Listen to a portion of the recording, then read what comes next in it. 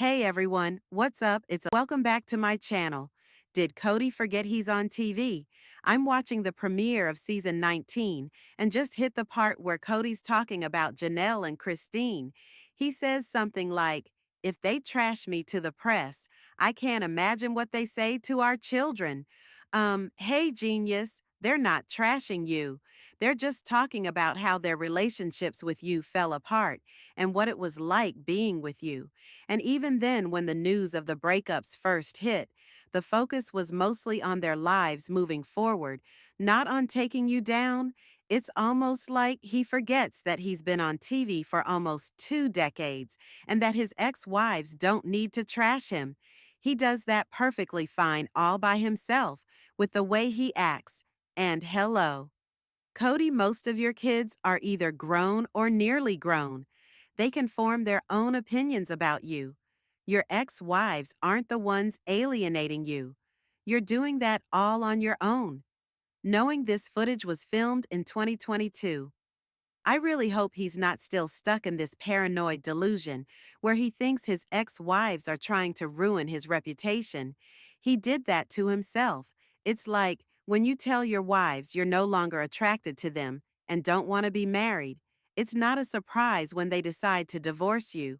I was honestly floored when he said, "It's not divorce that sucks, it's marrying the wrong person." Seriously, if I were married, I would have jumped across that table at him. It's actually been kind of satisfying to see Kody and Robyn getting called out a bit more in this episode. How do you marry the wrong woman? Is he trying to rewrite history here? Robyn really needs to start managing him better because he's just being a huge jerk. And just think, this is only what we see. Can you imagine what it was actually like living with this guy? He's just awful. Kody's parenting skills continue to be a shining example of what not to do. This particular gem comes during the episode where all the wives head out for a fun-filled evening on the Vegas Strip, leaving Kody to hold down the fort with the kids. He starts off at Christine's house, hanging out with the little ones until bedtime, which sure seems responsible enough. But here's where it all goes downhill. When bedtime rolls around, the kids are shuffled off to their respective homes, each with teenagers supposedly capable of overseeing them. So Kody, ever the devoted father, heads back to Robyn's place. Because of course it's her night, leaving his infant daughter truly in the care of a teenager who's probably more concerned about their own plans than being a substitute parent for an actual baby. We even get a heartwarming moment of Kody saying goodbye to the teen who's holding Truly in a chair, like she's some sort of decorative accessory rather than a helpless child. And look, I get it. He was supposed to be at Robyn's that night, and every other house had older kids to watch the younger ones. But seriously, why would he leave his infant daughter with a teenager, especially when she was still wide awake? Common sense might suggest sitting at Christine's house for a bit longer, putting Truly to bed, and being the responsible father he's supposed to be. But of course, that would require him to care about his own child rather than simply dumping her on someone else. Remember that lovely moment when Christine tried to talk about her kids' routines and Kody basically shrugged it off? Yeah, he was as helpful as a screen door on a submarine, immediately passing the responsibility on to her other kids instead of taking any real initiative. Classic. Kody, the guy who somehow managed to make helping put the kids to bed a monumental task, yet conveniently found the time to do everything for Robyn. It's honestly hard to wrap your head around why he wouldn't help Christine and Lee, especially when she's working. She needed him to do something as simple as check on the kids, which would have taken maybe 10 minutes. But no, apparently that was too much for him. His excuse, he had other wives and kids that needed him, and this was coming from the guy who constantly bragged about how convenient it was to have everyone under the same roof in one big house. It's funny how he never had a problem running around to tend to Robyn's kids, even though they were in separate houses every night in the cul-de-sac. but somehow checking on Christine's kids, who were literally just down the hall, was beyond him classic Kody logic, right? He made it sound like she was asking him to move in full time, not just help the kids get to bed, and surprise.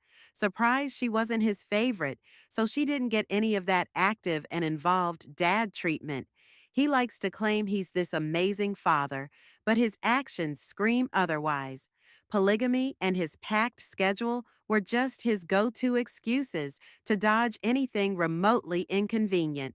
Then Robyn comes along, and suddenly, he's this model father, capable of doing all the things he pretended to be too busy for before. But here's the kicker. He wasn't busy. He was just lazy, selfish, and preferred to avoid anything he didn't feel like doing. Putting kids to bed, especially when there are a bunch of them, is hardly the most fun thing on the planet. So no thanks. Let's be real, Kody is just a petty little twerp who holds grudges like a toddler and punishes anyone who crosses him, even if they don't realize they've done. So Christine had the audacity to be outgoing, charismatic, and dare I say, more interesting than him, and we all know Kody's ego couldn't handle that. So what does he do? He punishes her through her kids because why not make her life harder?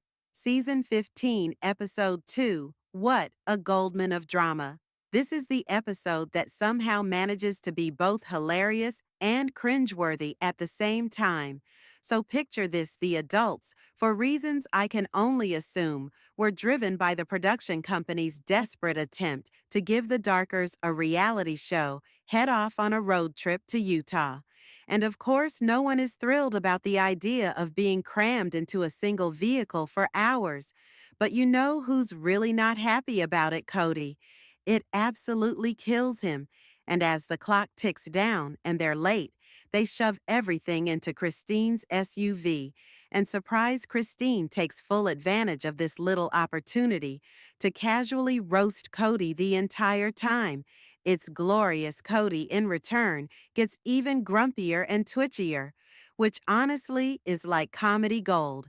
It even gets Robyn to crack a smile. It's a minor miracle. But wait, there's more, because just when you think things can't get any better, bam, flat tire.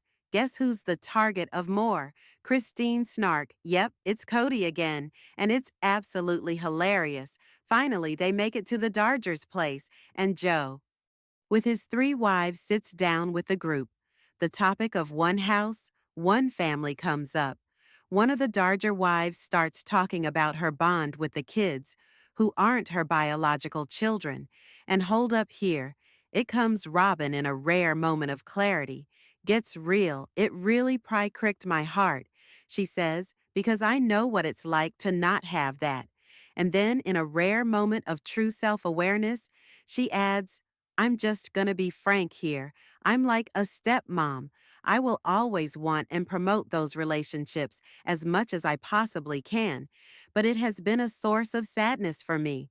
And you know what? Bravo, Robyn. You finally nailed it. But here's the thing, she may never fully grasp. Robyn, sweetheart, you're the stepmom because of your own actions. Let's be real. One of the brilliant commenters nailed it a while back. Robyn wanted the plural family life, but she didn't want to put in the effort. She thought she could waltz in and have the other wives and kids just accept her, the way Kody did. She assumed her kids deserved special treatment, and the other kids, well, they were just the other kids. I mean, maybe the outcome wouldn't have been drastically different. Kody's still Kody after all. But who knows? Robyn might have actually kept her plural family if she had just put in some effort and not treated everyone else like extras in her little drama. And speaking of differences, let's break it down. Janelle was pregnant with Logan when Christine married Kody. All of the older Brown kids grew up with the OG three wives as moms, living in one house. Whether it was the first house or the setup in Lee Robyn, on the other hand, never lived with them except for that brief stint in the Vegas vacation rental, which doesn't really count. Meanwhile, Joe Darger's first two wives courted him at the same time and got married on the same day. The third wife, well, she's literally the twin of the other non-legal wife. These people have been together for ages. So Robyn's situation, not exactly comparable. Now, if Robyn had let Christine babysit her younger kids, instead of trying to play the I know everything about polygamy card and actually listen to the other wives, maybe she could have become part of the crew instead of remaining the outsider. Sure, she had concerns about Penn bullying her girls. But what if she had just tried it and addressed that problem? If it actually happened, it would have probably helped Gwen too. But Robyn, she never gave it a chance. She was too wrapped up in her own immaturity to even try, and well, I mean, look at her husband. That explains a lot, doesn't it? Okay, let's all just admit it. Kody and Robyn totally got married before the cameras started rolling. It's pretty obvious when you think about it. TLC definitely didn't want the truth to get out, so they built this hole. Robyn is new to the family storyline and made sure we got to film that big wedding moment classic reality TV drama, right? But if Mike Helty's running down there to help with the kids, I mean, she clearly knew Robyn already. And let's be real, Christine would never let her daughter live with some random woman she didn't even know. Come on, Robyn was already in the rotation from the start. Otherwise, how on earth was Kody spending so much time with her when they were basically broke? They were so desperate to follow the religion. But oh, wait, they kissed on camera. Yeah, right? No way they'd allow that to be filmed, let alone actually do it. So, yeah, it only makes sense that they were already married before the show began. Otherwise, all these little pieces of the puzzle just don't fit. And yes, I'm on board with the theory that Robyn wasn't some stranger. Kody met out of the blue. Robyn lived 4 hours away from Lay and Kody's traveling around for work selling ads. You seriously think he didn't meet her long before the show said he did? Please, it makes way more sense that they had some secret religious ceremony, which, let's be real, no one else could attend. Then, of course, they dragged out the engagement for the cameras. That's how Robyn got her precious rotation time. Kody and Robyn weren't about to wait around for the TV show to give them permission to act like a married couple, two grown adults, deeply religious with a fast-track courtship. Yeah, they weren't wasting any time. And as for Mary finding Robyn, please, I think Mary was just the one roped into the task of bringing Robyn into the family.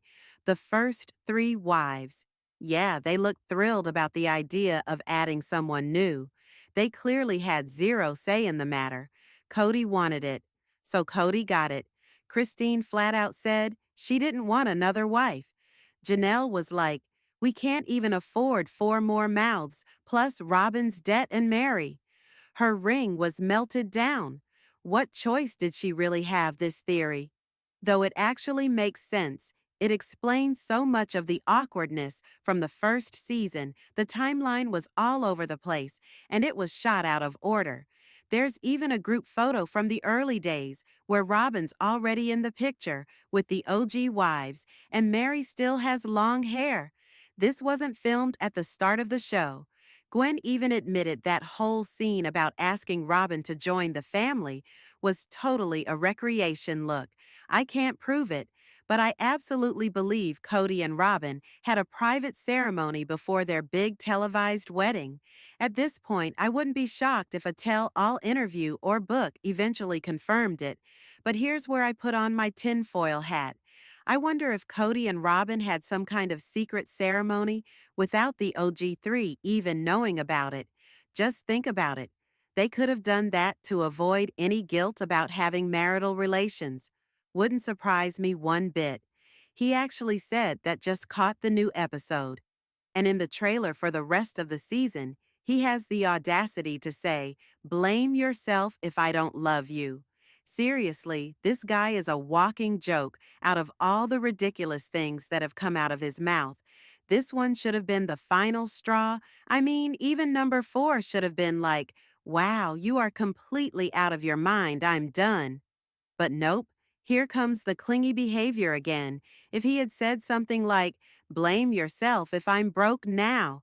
That would be a real deal breakacre. But nope, she's still holding on. Imagine if he had said, "We could have stayed in Vegas and I would have saved a fortune." Or, "My family's the only thing standing in the way of my goals." Classic Kody, right? Honestly. It's pathetic, but Mary would probably still take him back if he suddenly asked for reconciliation. Remember when he needed her to help him court? Robyn needed her to pretend their marriage was still solid for a show contract? Yeah, she's been his backup plan for as long as she's been around, whether it's to help with the optics or to provide financial support. While he chases whatever fantasy he's got going on, I'm so curious about how Christine filing for child support is going to play out for Kody and Robyn. Honestly, it's like watching a slow motion train wreck. Robyn's entire existence revolves around her kids, like she's obsessed with them being safe and sound, to the point of keeping them in a bubble until they're 30. But at the core of it all, what really matters to her is making sure those kids are financially set. I mean, who doesn't want their kids to have a solid financial future? But Robyn takes it way to the next level. Sure, Kody won't exactly be living in a cardboard box, but this is definitely going to throw every asset into question, and whatever back pay is owed.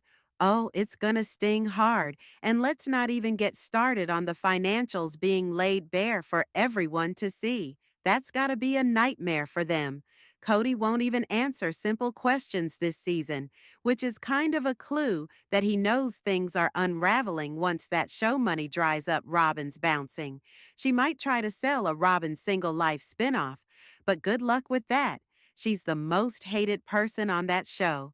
The only thing she could sell is $25 tickets to throw balls at her in a dunk tank at the state fair. That's it. And let's be real. Robyn is never going to let a single cent go to truly over her own kids. Even though she'll claim Kody is such a great father when it suits her, it's laughable. But hey, Christine, really timed that child support move perfectly. Didn't she? Cody's about to be financially screwed. And I couldn't be more delighted. It's pretty sickening how Kody made a conscious choice to have 13 kids and then just bailed on all of them for Robyn and her 3 kids, plus the 2 they have together. Absolutely sick. Robyn's got Kody questioning everything about her now. You know, the stuff he already knew, but suddenly seems to be super mad about. She talks about him being angry, not just at her, but at the whole world. So Kody, ever the master of clarity, says, "I'm going through a divorce. Give me time to get over it. I'll get over it." I think, yeah, he really seems to be processing that. Maybe it's dawning on him that Robyn's whole vibe, her need to control things, actually played a role in Christine's departure. Honestly, it almost feels like Robyn had a goal here. Get Christine out of the picture. Christine wasn't exactly the easiest to deal with, and honestly, she wasn't exactly pulling her weight financially compared to Mary and Janelle. Plus, she didn't exactly roll over when Robyn entered the scene. She didn't just let Robyn take over the whole family dynamic. And don't get me started on the "you only need 3 wives to get into the kingdom" thing. Mary always neglected but clinging on for dear life, and Janelle just happy to do her own thing. Both were easy targets for Kody. But Robyn, I don't think she ever cared for the other wives staying in the picture. She probably just wanted Christine out of the way, because Christine was the heart of the family, and Robyn, she was just trying to carve her own little corner as the favorite. Less competition, more attention for her. It's clear now she wanted the other wives to just hang around quietly, neglected while she lived the life she always dreamed of. She needed them to keep contributing financially to her lifestyle, to serve as punching bags for Kody's temper, and with the others gone, well, Robyn will soon find out that Kody's dissatisfaction has nowhere left to go, but to her and her kids. But here's the thing. What is Kody really upset about with his divorces? He pushed Mary aside. He told Christine he didn't want to be married to her anymore, and he spent years trashing Janelle. So what's he complaining about? He got exactly what he wanted.